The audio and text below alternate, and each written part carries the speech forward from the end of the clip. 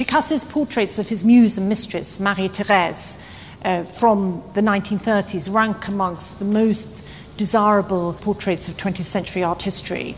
Picasso captures here in all her beauty and calmness, sleeping after reading a book, her head tilted upwards in this double profile, and this wonderful sensual line running throughout the whole composition, going through her hands, right up again, in this flowing, languorous line that is so much characteristic of his great Marie-Thérèse portraits. But it also includes a number of works by the artist from all different periods of his creative output, ranging from the exquisite 1923 portrait of Olga, his first wife, from the peak of his classical period, through to late works from the 1960s. Here we have the Nu Couché from 1967, which draws on the features of the last great love of his life, Jacqueline, with her dark hair and her large eyes, depicted here in isolation on this monumental canvas.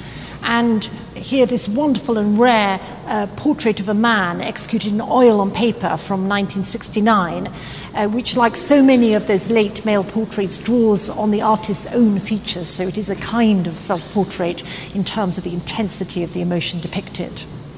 The international demand for sculpture has risen considerably. Now we're delighted to present the most important Marino Marini bronze to come to auction, hand-painted in this vivid reds and blacks throughout this extraordinary, imposing bronze.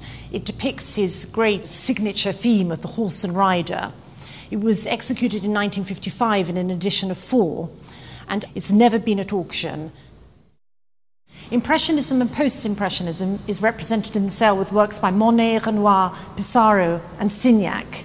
Monet's fabulous painting Argenteuil, Fin d'après-midi, dates from the dawn of Impressionism, executed in 1872. This is one of the earliest of Monet's important series of Argenteuil paintings. Here we see him setting up his easel on the far banks of the river, looking towards the area where boats could be hired out by the wealthy Parisians who came on Sundays to enjoy the new leisure activities.